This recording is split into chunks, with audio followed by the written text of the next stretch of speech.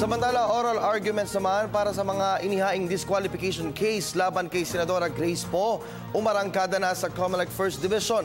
Ang ulat, alamin natin mula sa aming kasamang si Ria Fernandez, live via phone patch.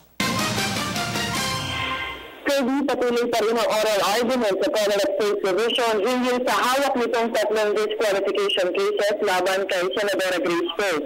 Sa harap ni ng COMELEC Commissioner Rowena Buanzon, Louis Villa at Christian Lim na nananunguna sa First Division, inilatag ng mga petitioner ang kanilang mga argumento.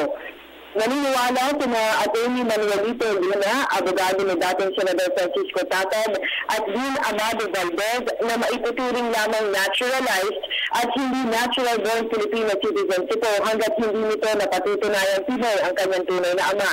Batay raw kasi sa 1935 Constitution na sumasaklang sa kapanganakan ni Poe, makukonsidera lamang natural-born Filipino isang tao sa pamamagitan ng use agreement o relasyon sa dugo nito sa kanyang ama.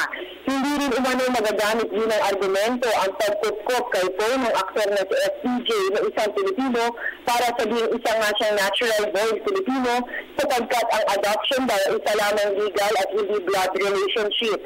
Parehas namang naniniwala sila Luna, Valdez at Professor Antonio Contreras na hindi aabot sa 10 taon ng residency nito sa bansa dahilan kung bakit hindi siya kwalipikadong tumakbo bilang Pangulo.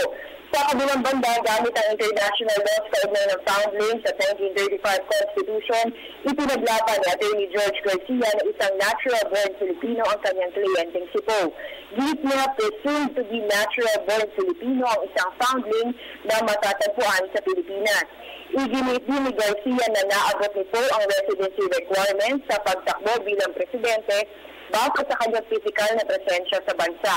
Ayon sa abogado, May 24, 2005 nang bumalik ang senadora sa bansa.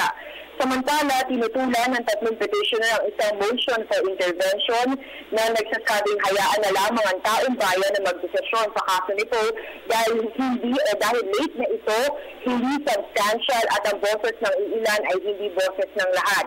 Ipinauubaya naman ng kampo nito sa COMELEC ang desisyon kung pahihintulutan ang naturang motion.